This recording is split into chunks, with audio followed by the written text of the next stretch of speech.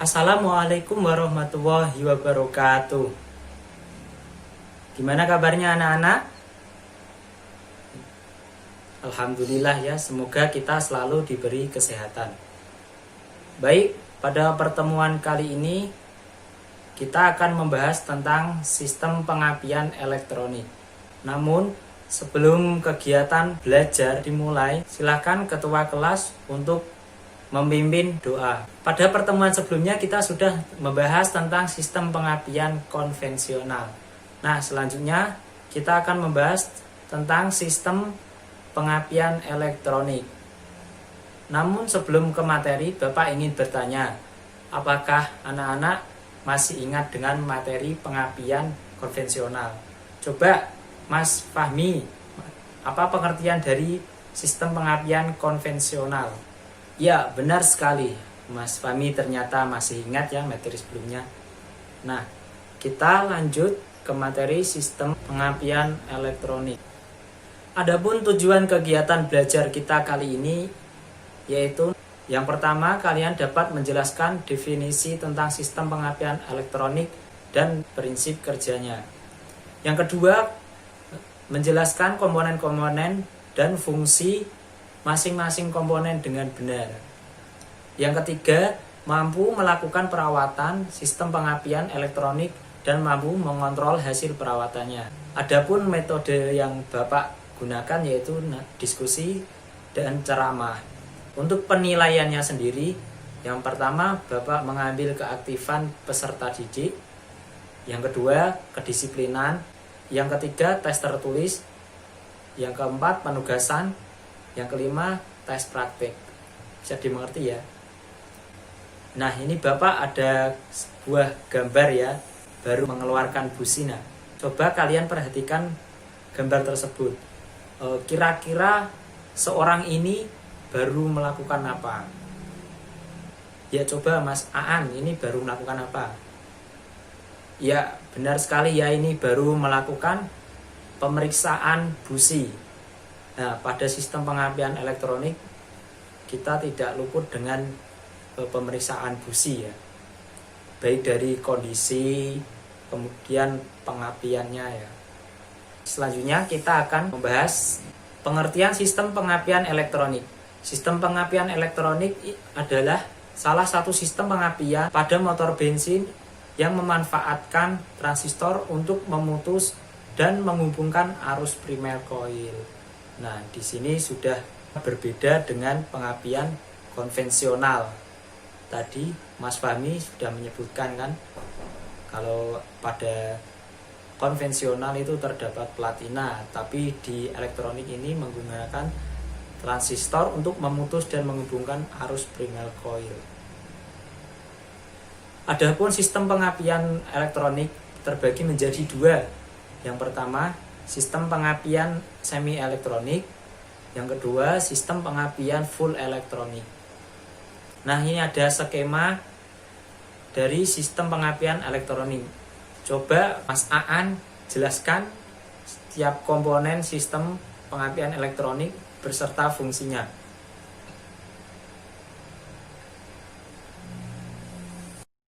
Ya, bagus sekali jawaban dari Mas Aan.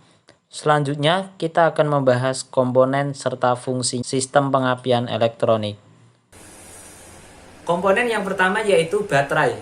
Baterai pada sistem pengapian elektronik ini berfungsi untuk menyediakan sumber arus listrik, serta juga berfungsi untuk menyimpan arus listrik. Nah, selain itu baterai juga berfungsi untuk mengaliri komponen yang menggunakan arus DC ya. Contohnya seperti starter, klakson, lampu pada mobil ya. Kemudian selanjutnya yaitu kunci kontak. Sistem pengapian ini berfungsi untuk menghubungkan dan memutus listrik dari baterai ke kumparan primer koil pengapian. Selain itu kunci kontak ini ya sebagai pengaman ya, seperti fuse.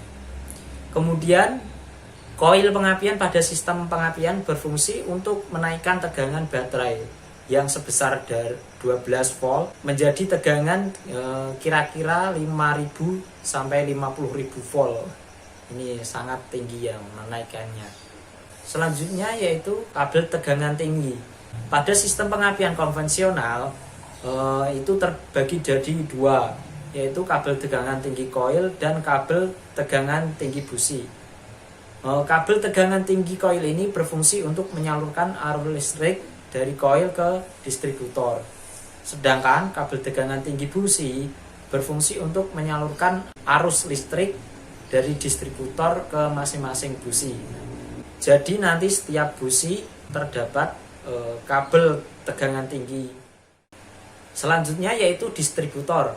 Distributor berfungsi untuk menyalurkan tegangan tinggi dari kumparan sekunder koil menuju ke masing-masing busi dengan FO-nya atau firing order. Selanjutnya yaitu transistor unit.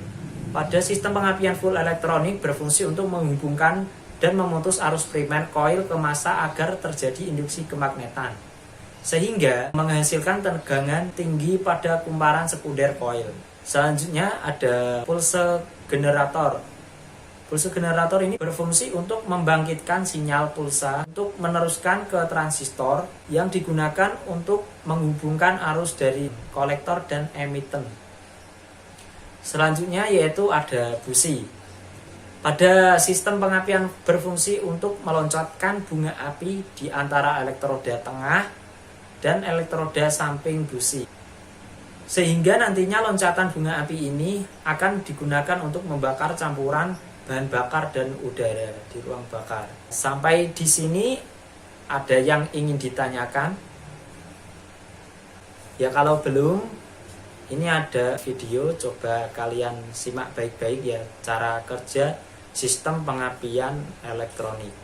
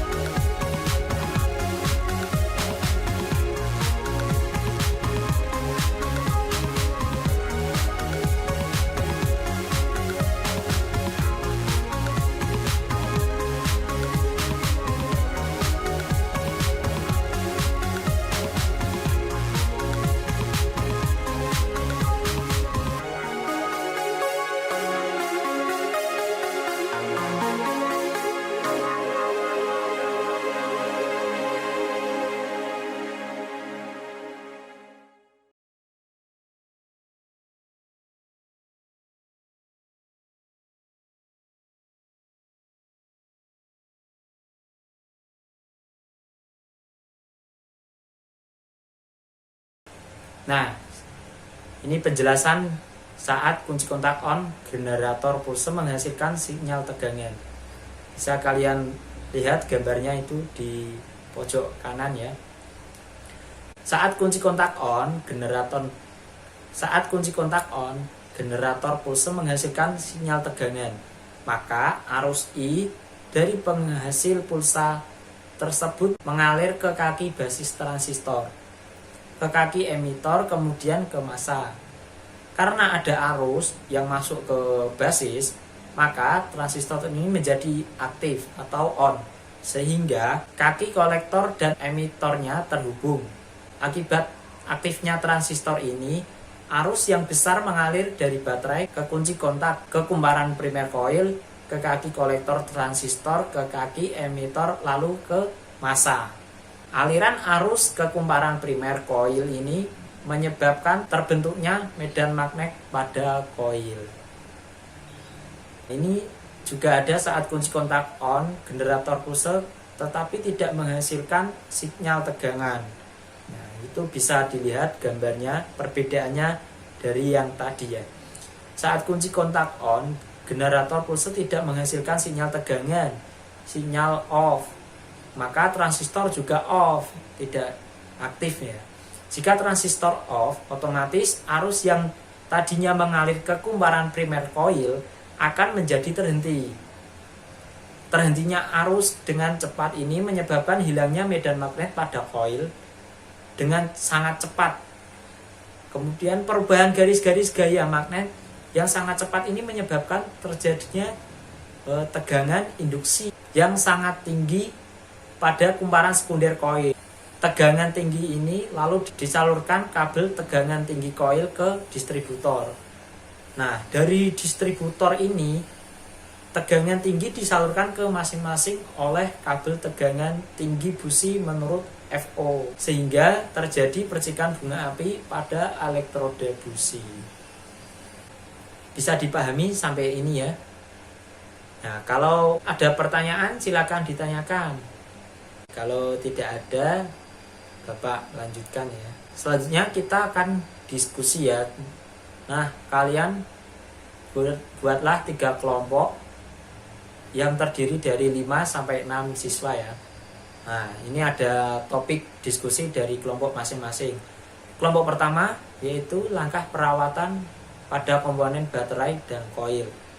Kelompok kedua, langkah perawatan pada komponen distributor dan generator. Kelompok 3, langkah perawatan pada komponen kabel tegangan tinggi. Silakan masing-masing kelompok perwakilan maju ke depan untuk menyampaikan hasil diskusi antara kelompoknya sesuai jobnya. Yang pertama kelompok 1 ya, urut nanti ya. Ya, bagus sekali ya presentasinya. Nah, Bapak akan menjelaskan. Yang pertama memelihara atau merawat dan memeriksa baterai dan koilnya. Memeriksa kondisi visual baterai. Nah, secara visual pada terminal-terminal baterai, nah itu ada kutubnya positif dan negatif.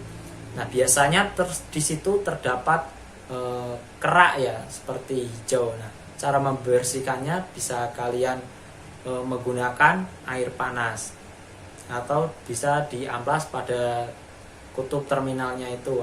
Terus memeriksa kuantitas dan kualitas air aki. Nah, jika air aki di bawah level minimumnya, itu bisa kalian tambahkan air zur, tergantung permasalahan dari baterai. Kemudian memeriksa tegangan baterai. Nah, diperiksa tegangan baterai ya, harus 12 volt. Kalau baterai di bawah 12 volt, bisa dilakukan charging baterai. Kemudian koil. Nah, ini memeriksa tahanan pada primer dan sekunder. Nah, kalian memeriksa menggunakan multimeter, periksa kumparan antara primer coil dan sekunder coil. Yang kedua, memelihara atau merawat dan memeriksa distributor dan generator sinyal. Yang distributor, yang pertama memeriksa tutup distributor dari keretakan cacat atau lubang dari kabelnya kotor. Kemudian memeriksa terminal elektroda secara visual apakah terbakar atau tidak. Nah, kemudian memeriksa pegas bagian tengah. Tekan pegas, apabila pegas kembali seperti semula, maka pegas dalam keadaan baik. Nah, jika pegasnya sudah jelek ya, bisanya ditekan itu tidak balik, nah itu bisa dilakukan penggantian. Kemudian generator sinyal. Memeriksa kondisi rotor, kemungkinan dari retak terdapat sisa-sisa karbon. Nah, itu dibersihkan. Kemudian memeriksa tegangan sumber tenaga igniter. Selanjutnya, memeriksa power transistor dalam igniter. Yang terakhir, memelihara atau merawat dan memeriksa kabel tegangan tinggi dan busi. Nah, periksa kondisi secara visual kabel tegangan tinggi dari keretakan atau berkarat. Nah, selain itu, periksa tahanan kabel tegangan tinggi. Nah, kabelnya itu diperiksa apakah tegangannya hilang atau tidak ada kontinuitas, berarti terdapat putus di tengah-tengah kabel itu. Itu harus diganti dengan yang baru. Nah, untuk busi ini kalian bisa memeriksa busi dari kerak. Nah, biasanya di ujung busi itu ada kerak dari sisa pembakaran ya, antara campuran udara dan bahan bakar. Kemudian dari retak atau cacat. Kemudian memeriksa dan menyetel celah busi. Nah, celah busi itu perlu disetel antara ground elektrode busi dan inti busi, itu harus disetel gate-nya itu. Memeriksanya kalian bisa menggunakan filler gate. Kemudian mengetes kualitas percikan bunga api. Nah, kalian tes percikan bunga api. Jika bunga api itu yang bagus ya, masih berwarna biru-biru kekuningan ya, bukan merah. Saya rasa pembelajaran kita kali ini cukup ya. Nah, ini Bapak ada evaluasi pembelajaran bagi kalian. Silahkan kalian keluarkan buku dan bolpennya. Saya beri waktu 15 menit untuk mengerjakan. Waktu sudah habis, silakan kalian kumpulkan. Untuk hasil diskusi, silakan kalian bentuk laporan, nanti dikumpulkan ya. Iya, terima kasih ya sudah mengikuti pembelajaran Bapak pada hari ini. Semoga kegiatan belajar hari ini bermanfaat bagi kita semua ya. Untuk pertemuan minggu depan kita akan menerapkan cara perawatan sistem penerangan dan panel instrumen ya. Jangan lupa kalian tetap semangat belajar, jangan pantang menyerah ya, walaupun pembelajaran kita daring seperti ini. Kalian tetap semangat belajarnya, semoga nantinya kalian sukses ke depannya. Oke, sekian dari Bapak. Terima kasih. Wassalamualaikum warahmatullahi wabarakatuh.